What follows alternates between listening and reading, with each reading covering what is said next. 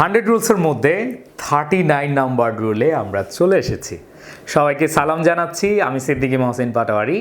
আমরা আজকে 39 নাম্বার নিয়মটা পড়ব, অবশ্যই সাবজেক্ট ভার্ব এগ্রিমেন্ট রিলেটেড, কারণ আমরা এই কয়েকটা পর্ব সাবজেক্ট ভার্ব এগ্রিমেন্ট অনুযায়ী আমরা পড়ছি। আজকের পর্বে থাকছে কালেকটিভ নাউনের যেই মারপ্যাচ, তার মানে হচ্ছে কালেকটিভ নাউন থাকলে আমরা ভার্বটা কী নিব, সিঙ্গুলার নিব না প্লুরাল নিব, সেটাই শিখব। সেখানে আমরা দেখছি কালেকটিভ নাউন। কালেকটিভ নাউনটা দেখলেই আমাকে আগে জানতে হবে কালেকটিভ নাউনটা কী। কালেকটিভ নাউনটা আমরা জানি যেগুলো দ্বারা সমষ্টি বোঝায়, যেমন কমিটি। কমিটিতে কিন্তু একজন লোক থাকে না, কমিটিতে অনেকজন থাকে, একাধিক থাকে। তারপর হচ্ছে ক্লাস, ক্লাসে কিন্তু একজন স্টুডেন্ট থাকে না, টিচার স্টুডেন্ট এরা থাকে, তাই না? তারপর যদি আমরা বলি জুরি, বিচারক মণ্ডলী, এরকম অনেক আছে যেগুলো আমরা পড়িয়েছি। কালেকটিভ নাউনের ভিডিওগুলো আমার চ্যানেলে আছে, ইউটিউবে পেয়ে যাবে। সো আমরা একটু খেয়াল করব, এই কালেকটিভ নাউন যদি থাকে তাহলে সেক্ষেত্রে আমরা ভার্বটা কীভাবে বসাবো। মাথায় রাখতে হবে কালেকটিভ নাউন সিঙ্গেল ইউনিট, মানে একমত যদি বোঝায়।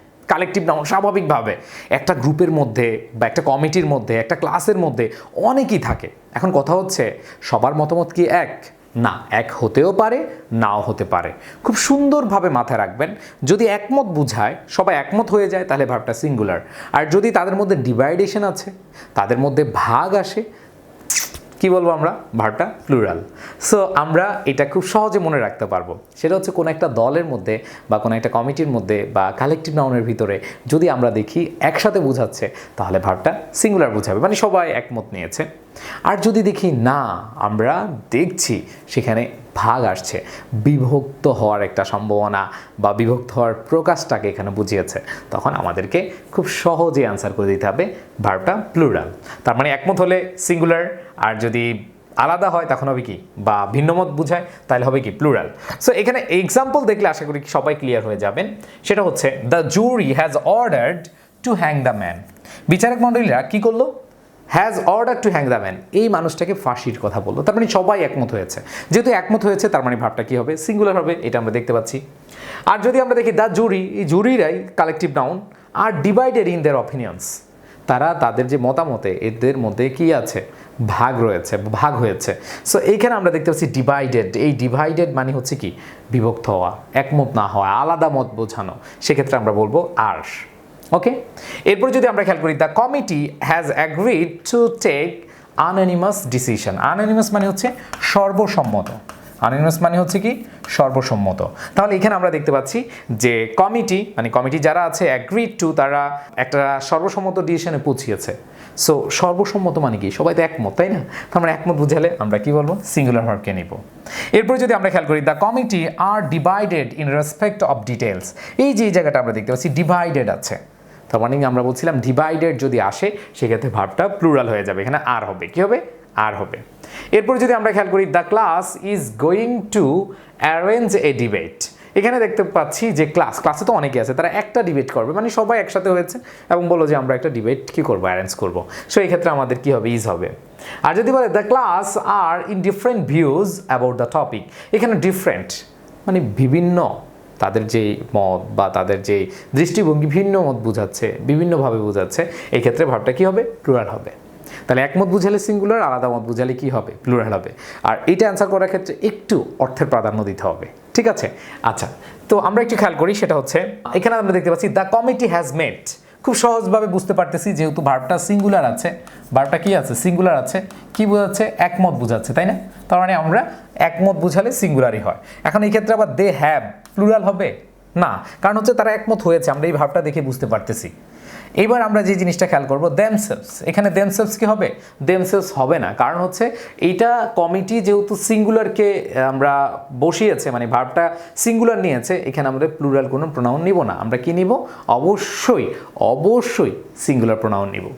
এরপর দেখতে পাচ্ছি দেয়ার আছে, কি আছে, দেয়ার রয়েছে। সো এখানে দেয়ারটা আছে, এটা কি, প্লুরাল।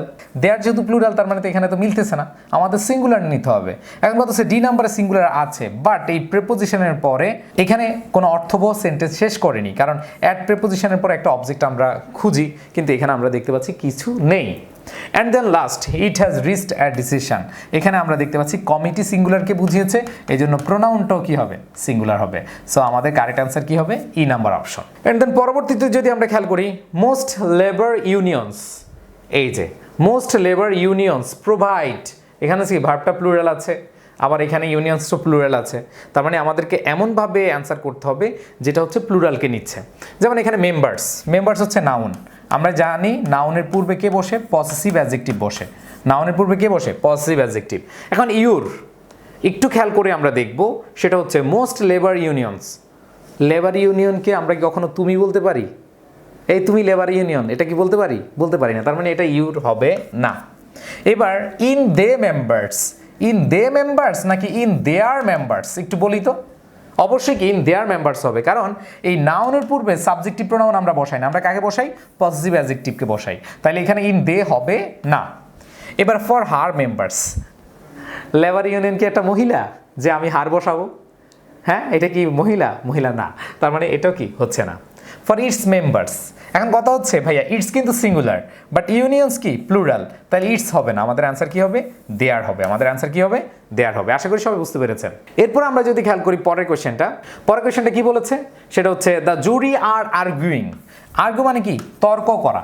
আচ্ছা, আপনারই তো বলেন তো ভাই, যদি আমরা দেখি তর্ক, বিতর্ক, বিভক্ত হওয়া বা ভাগ হওয়া এরকম বুঝায়, সেক্ষেত্রে আমরা ভার্বটা কি দিব? প্লুরাল ভার্বকে দিব, তাই না? তাহলে আমরা খুব সহজে প্লুরাল ভার্বকে নিতে পারবো। এখানে আর আর্গুইং অ্যামাং দেমসেলভস এটা হতে পারে, ইজ আর্গুইং হবে না, কারণ আমরা জানি এখানে সিঙ্গুলার রয়েছে।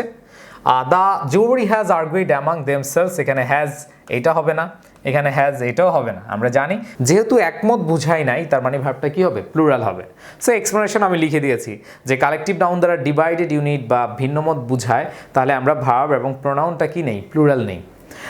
এখানে দ্য জুরি বা বিচারক মণ্ডলী সিদ্ধান্তে ভিন্নমত বুঝিয়েছে, এছাড়া এখানে প্রোনাউন দেমসেলভস রয়েছে, যার কারণে বোঝা যায় জুরি প্লুরাল হবে। So correct answer is A. So আশা করি বুঝতে পেরেছেন। আমার প্রতিটা, আপনারা যারা আমার বইটা পড়ছেন, আপনাদেরকে বলবো একটু মনোযোগ দিয়ে যদি এক্সপ্লেনেশনগুলো ভালো করে পড়েন, প্লাস হচ্ছে আমার ক্লাসগুলো করেন, আপনাদের আর প্রবলেম হওয়ার কথা না। এরপর লাস্টেরটা আমরা দেখি, সেটা হচ্ছে the pronoun agrees with the antecedent in. এখানে একই জিনিস বলা হয়েছে, কারণ আমরা জানি যে এই ক্ষেত্রে কালেকটিভ নাউনের ক্ষেত্রে আমরা ভার্ব এবং প্রোনাউন দুইটা সেম রাখবো।